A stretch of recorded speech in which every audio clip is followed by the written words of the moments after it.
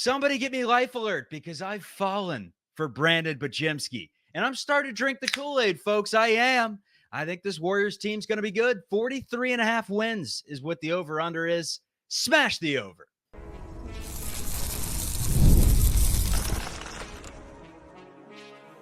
You are Locked On Warriors, your daily Golden State Warriors podcast. Part of the Locked On Podcast Network, your team every day. What do you say, everybody? How are we? Thank you for making Locked On Warriors your first listen every day. To the everydayers that never miss a show, we appreciate you very much. You can find us anywhere you get your audio podcast. We're free and available. Also, be sure to check us out on YouTube. You can comment, and it's a great way to engage with other Warriors fans. We're part of the Locked On Podcast Network, your team every day. Today's episode is brought to you by FanDuel. Make every moment more. The sports have stopped sporting like we want them to this time of the year, but there's the Olympics. And this summer, FanDuel is hooking up all customers with a booster bonus daily. That is right. There is something for everyone every day, all summer long. Visit FanDuel.com to get started. Dub Nation, good to be with you. My name's Charlie Walter, formerly of KPIX and 95.7 The Game in San Francisco. Covered the Warriors' last championship in 2022. Kylan Mills, our other host, is on assignment. She will be back later this week, probably tomorrow. But I've got enough on my mind to ride stag. The thoughts are spewing all over the place, so I'm going to give them to you. I thought the Warriors should entertain shopping Brandin Podziemski. I said it on the last show that I did solo, and I'm an idiot. I've had an epiphany. I love Brandin Podziemski. He's going to be good for a long time, and I will tell you why I decided to change my mind. The over-under on the Warriors is out. Let me tell you why it's an opportunity for a long-term investment. 43.5 is the number. We'll get to that. I'm not a financial advisor. Just know that. I'll also talk about the Warriors' Summer League loss to the Heat today in the semis, and we will discuss whether 7-footer Quentin Post will be signed by the Golden State Warriors. But the show starts with Brandin Podziemski and why he fits this analytical model that Joe Lacob talked about on the Hoops Adjacent podcast with David Aldridge and Marcus Thompson that came out earlier this week. He said, quote, "We run analytical models on all this stuff. We will make a deal that makes us better. We look at short-term, immediate term, and long-term as well. We have an incredibly complex model about how good we will be." So Paul Bale-Sidhu is the Warriors analytical guru. He's been on the staff since 2017, crunching the numbers.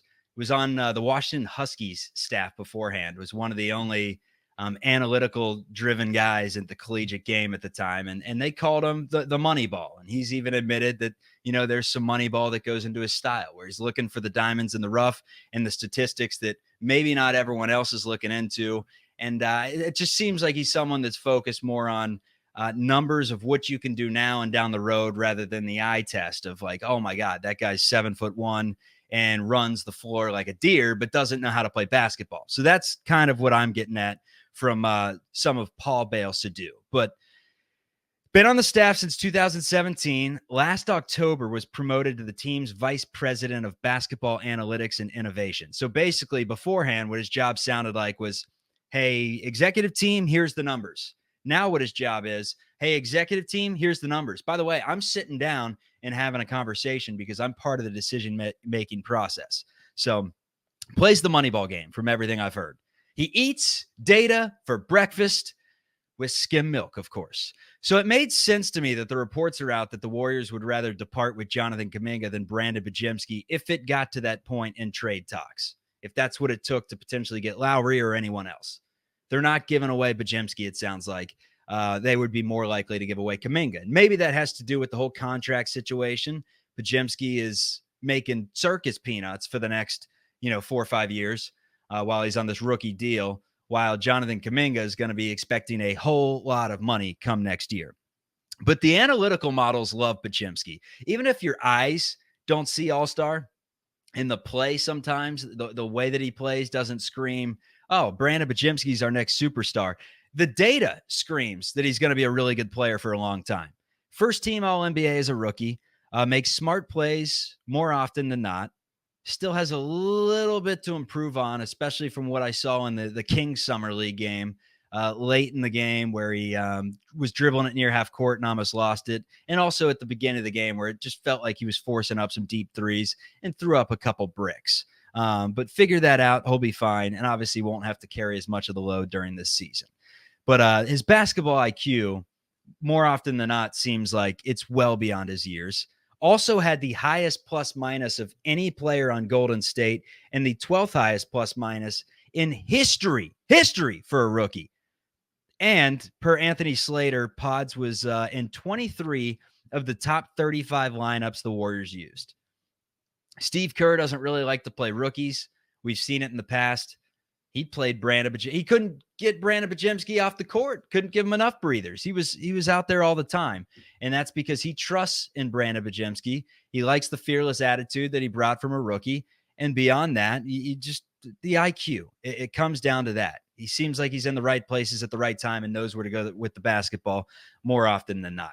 Podziemski also led the league in charges drawn, shoots 38% from three last season, grabbed nearly 6 rebounds per game after grabbing nearly 9 a game at Santa Clara in his sophomore season. So that's just who Podziemski is. He's someone that goes in there with the trees and doesn't need a whole lot of size to get up there and grab it. That's what ballers do. They go and get it. And then he also showed triple-double potential this summer, albeit against weaker competition, but he was flirting with some triple-doubles. So the last solo show I did, I put myself on the spot. I asked, would you rather trade Podziemski and a few picks for Lauri Markkanen, or would you just say, keep Podziemski, keep the picks, forget Lauri Markkanen, we're not doing any of that? And, I kind of hedged my own answers. I went with a yes. I went with a no. I went with let me sleep on it. Then I went with I think I would actually do it. And basically, no one wins. No one loses. Let's put it that way. Nobody gets mad. Everybody wins. I'll say it right now. They won't trade him, but don't trade Brandin Podziemski. Don't trade him, period.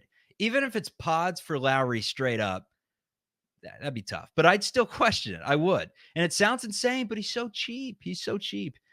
Here's the demonstration I have.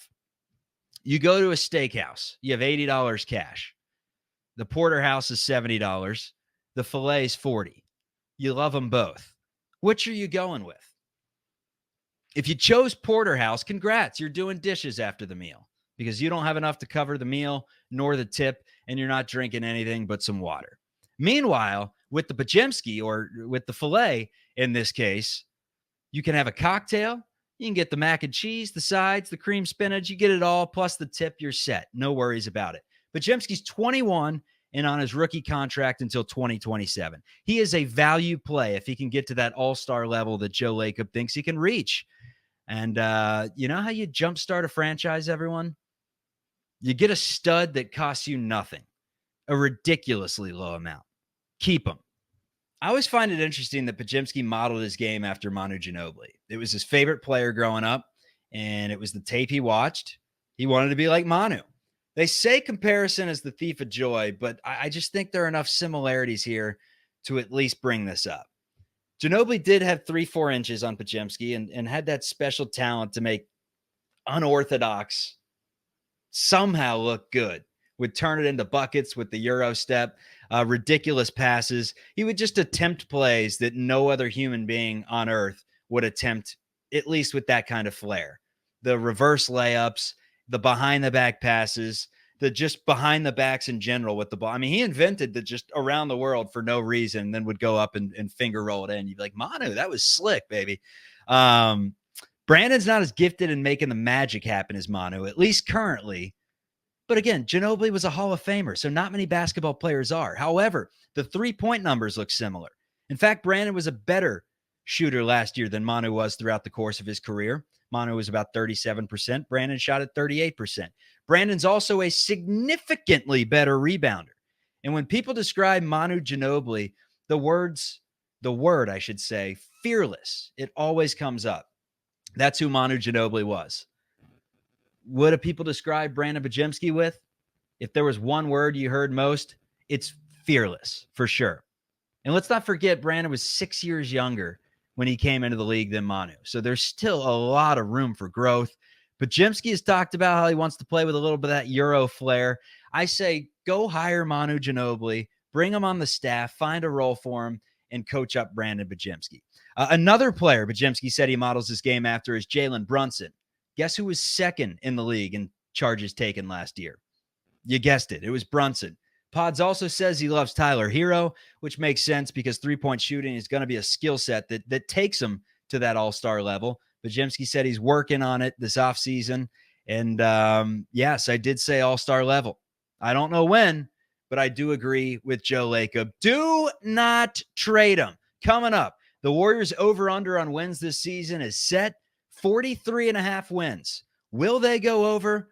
Let's discuss. I love sports. I love them so much, I never want them to stop. But as the summer gets into the dog days, we get fewer games and the sports aren't sporting like I want them to. But FanDuel lets me keep the sports going whenever I want. All I have to do is open up the app and I can dream up bets anytime I'm in the mood. And this summer, FanDuel's hooking up all customers with a booster bonus daily. That is right. There's something for everyone every day, all summer long. So head over to FanDuel.com and start making the most out of your summer. FanDuel is the official sports betting partner of Major League Baseball. And I have a bet for everyone that's watching on YouTube. You can see the little full screen. Cardinals, this is on Monday, July 22nd. The Cardinals getting 1.5 runs. Pirates minus 1.5. Forget about the run line. We're going Pirates minus 130. They've won 5 straight games. They have Mitch Keller on the mound. O'Neal Cruz is playing great. The Pirates are hot. We're riding the Pittsburgh Pirates. That is my play of the day. Visit FanDuel.com, the official sports betting partner of Major League Baseball. Theme of the show, analytics, and we're sticking with the numbers. The Vegas win total is out. The Golden State Warriors, who won 46 games last year, are set at 43.5 wins this upcoming year. That is a long-term investment. Hit the over. Vegas has 18 teams in front of the Warriors right now, and it's hard to look at all 18 teams and question many of them. Dubs are behind the Heat, the Lakers, the Pelicans, the Pacers, and the Grizzlies, who returned Ja Morant. But I'm not looking at the teams in front. I'm just looking at that win total, 43.5, and I like it. I like it a lot. This team's deeper than they've been in years. I truly believe. And the graphic is up for those of you that are watching on YouTube. There's a shameless plug to hit that thumbs up real quick. But Steve Kerr alluded to it on 95.7 The Game that he's never had a team that will have this many players fighting for this few spots. Seems like they're too deep at just about every position, except maybe the center position. I've been a little concerned with the point guard position, just wondering how like Reese Beekman can be expected to potentially back up Steph Curry. Then I saw the ESPN projected depth chart during the Summer League game today and said, oh yeah, Warriors probably had plans for DeAnthony Melton to be the backup point guard because he plays that position. I don't think Pods is going Manu Ginobili and vying for 6th man of the year and coming off the bench as the backup point guard. That also makes sense why they have Buddy Hield as the backup shooting guard with Gary Payton as the defensive specialist and 3rd on the depth chart. So you look at that point guard, shooting guard depth chart, it's not bad. Now, Melton, you better be healthy. He's been dealing with back and lumbar issues. So if we don't have a healthy Melton, we're going to be seeing some Pat Spencer and Reese Beekman. Warriors, though, are pretty deep at every position. They have Wiggins slated into the small forward with Jonathan Kuminga as the starting 4 and Draymond as the starting center. And I don't know if ESPN has any idea what they're talking about with some of these positions, or even if the Warriors do for that matter. But it'll always get a little goofy when you have Draymond as your starting center. But they have Kyle Anderson backing up Wiggins at the 3, Moses Moody behind him. I don't know how Moses Moody gets buried that far back in the rotation, but they tied his name to the Utah trade. Haven't tied anyone else this offseason to a real trade. So that tells me all I need to know, right or wrong. At the 4, they have Kevon Looney as the backup to Jonathan Kuminga, because when I think of a replacement for Kuminga, it's Looney. Then they have Trace Jackson-Davis 3rd string. And I just have to say, whoever made that graphic should be ashamed of themselves. What are you talking about with that thing? But it does go to show you that the Warriors have some really good depth, and they have potential trade options. If Kuminga's balling out midseason and Wiggins is playing pretty good too, and you don't want to pay Kuminga this offseason, you can look to acquire like a Jared Allen or a piece that, maybe at a more vital position, since I did just name a lot of wings and forwards on the Warriors, then you extend a Jared Allen or whoever that player may be. It may be the rare situation where it's a win-win in a trade, because you look at a team like Cleveland, they could use a Jonathan Kuminga or an Andrew Wiggins for that matter, and they just extended Evan Mobley. They have him for years down the road. So do they really want to go the dueling Giants route and go the Minnesota Wolves route, which has worked, having 2 7-footers on the floor at the same time long term? But the depth the Warriors have not only creates great competition, it can be used in the market at the deadline, and I believe it should help them get above 43 wins. They have Steph Curry. This team's not rolling over. As long as they have Steph, they're not rebuilding. Joe Lacob has said he never wants to be a lottery team again. They will make a move if they have someone that gets them better, with the analytics saying that, of course, and it could make that 43.5 win total. It could make it cash in March. Somebody take away the potion right now. They've got me believing. The Warriors do have me believing. Obviously, a huge question mark, but there is at least some reason for blind optimism.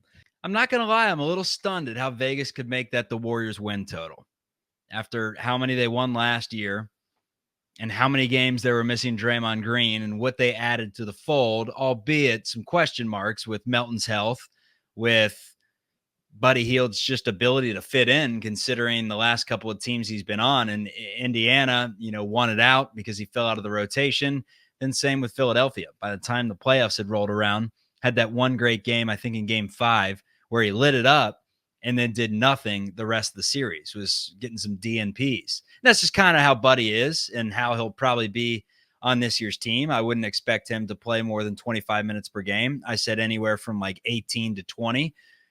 18 to 23 maybe is somewhere where I'd be slating Buddy in at. Someone that can be a microwave when he's hot, and someone that, could fall out of the rotation for an entire quarter or two because Moses Moody's playing better, or whoever is sliding into that 2 spot is just playing better. I've heard some talks that maybe Andrew Wiggins can play some 2 for the Warriors this season. So we'll see. But the depth to me, though, it's so big. I look at the team a couple of years ago that won in Sacramento and then lost in the second round to the Los Angeles Lakers.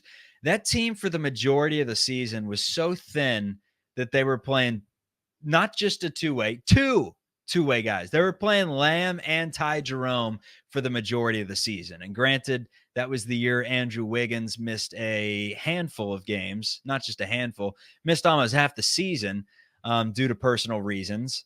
But they were playing those 2 guys. And you look at that, I'm pulling it back up for those of you that are watching on YouTube. Again, shameless plug, like the stream.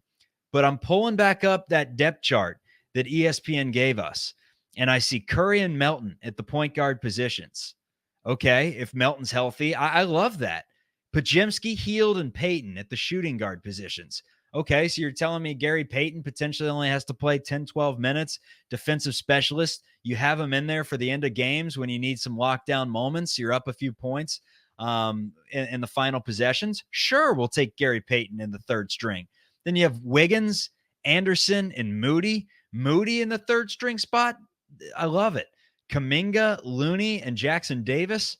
I think Jackson Davis is more likely to back up Kuminga if Kuminga does play the 4, or Jackson Davis is going to start at the 5, and maybe Kuminga is your 6th man off the bench if he does not take Wiggins' starting position at that 3 spot. And then Quentin Post, another player that I think is going to make the team and has shown some signs of potentially being able to help as a 7-footer that can shoot threes. But you look at that rotation, that seems like better than a 43.5 win team to me, as long as a few things go right. Now, when I was on the show with Devone, I was like, yeah, this team can make some noise if Trace Jackson Davis takes the next step to going from solid to being really, really good. If Brandin Podziemski can be an all-star, if Jonathan Kuminga can be a superstar. And Dan's like, slow your roll, bud. Slow your roll. Can we get one of those things to happen? I think if one of those things happens, the Warriors, they're going to hit that 43.5 win total. And I think the thing that is going to happen is Brandin Podziemski is going to take a big leap. You're going to see all rookie team into the 2nd best player on this team. I think Kuminga is going to get a little better He's going to have worked on his shot a lot in the offseason, and I hope defensively he's better than he was a season ago. And quite frankly, going in there and getting more rebounds, he does those things, he'll be fine. And then Trace Jackson Davis, he was solid last year. I think he'll be solid again. Add all those things together. Buddy Hield being a microwave here and there. Quentin Post being a little decoy that sits outside the three-point line, can get his shot off with ease over smaller defenders and bury threes. And then Kyle Anderson's IQ, slowing the game down, spelling Draymond when Draymond plays the 5, maybe Anderson plays the 4, and that combination works. There's just a lot of different things that the Warriors are working with right now, and then factoring in the fact that they have so many assets that they could potentially deal at the deadline if they're in a position to where they feel like they can go for it and, flip some contracts. Coming up, I want to talk Quentin Post. Haven't talked a ton about him because he hasn't played at all. He's now played 2 Summer League games. He was the backup center on ESPN's graphic, but there is an issue. He hasn't been signed to the team. I'll discuss.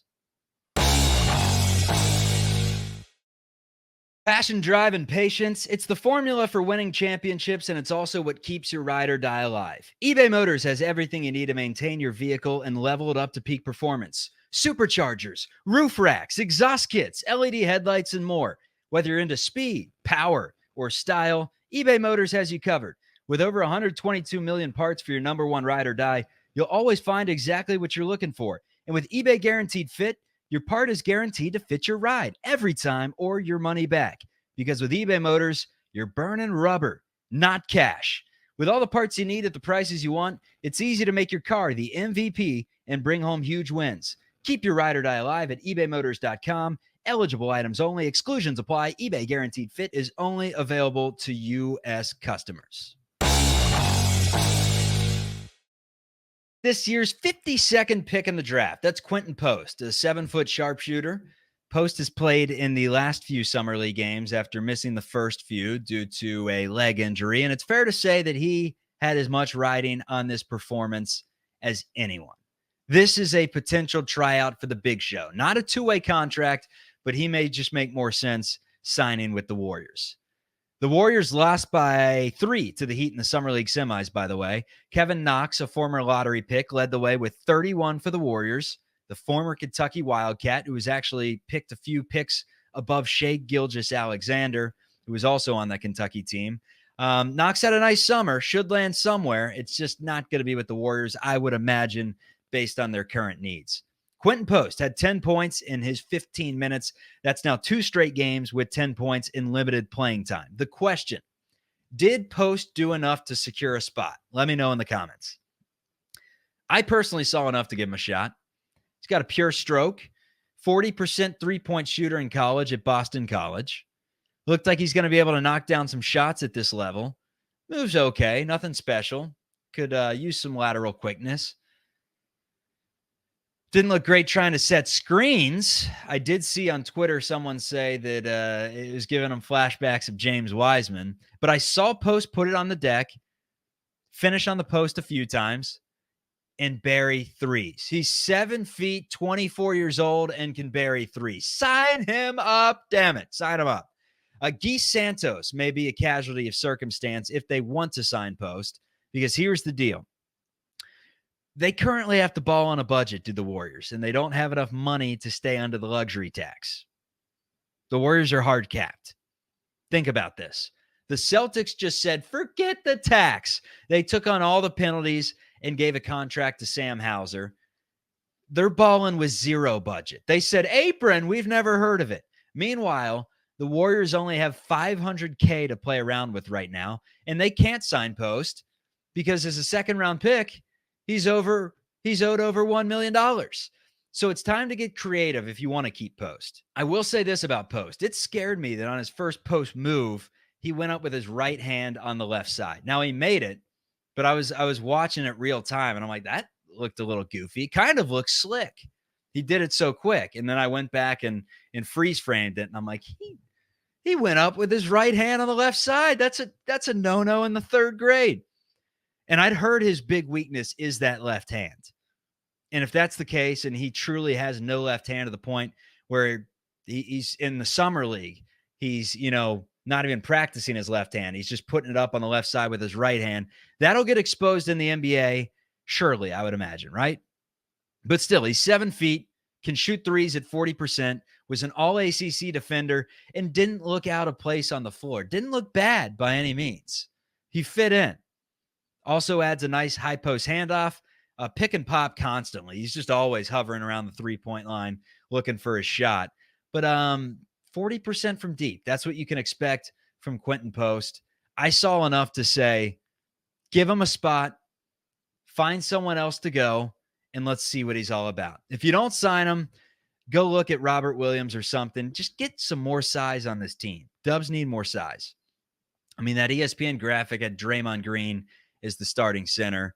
We've seen it in the past, but come on, let's get a big in here. That is a show, everyone. If you liked it, please give it positive reviews on the podcast app that you are listening to this show on.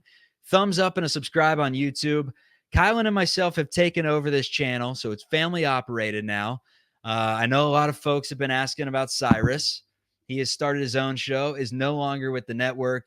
We wish him all the best. But as for this show, Kylan and I really look forward to taking it to new heights, having really good guests on this show, thought-provoking questions, and solid banter after the games because the season cannot get here quick enough.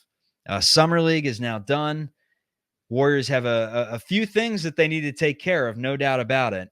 But I do like the squad that they're working with. Again, we're drinking the potion. We are drinking the potion that Joe Lacob and company is feeding us. Over 43.5. Locked On has launched the first ever national sports 24/7 streaming channel on YouTube, and it's now also available on Amazon Fire TV in the free Fire TV channels app. Locked On Sports Today is here for you 24/7, covering the top sports stories of the day with the local experts of Locked On, plus our national shows covering every league. Find Locked On Sports Today now available on the free Fire TV channels app. Appreciate it, everyone. As I mentioned earlier in the show, Kylan Mills will be with me starting tomorrow, and we will have shows the remainder of the week. Some good guests on. Mark Grandy from 95.7 The Game, and maybe a mystery guest coming up on Friday. Thanks, everyone. Have a great day. This is Locked On Warriors, part of the Locked On Podcast Network, your team every day.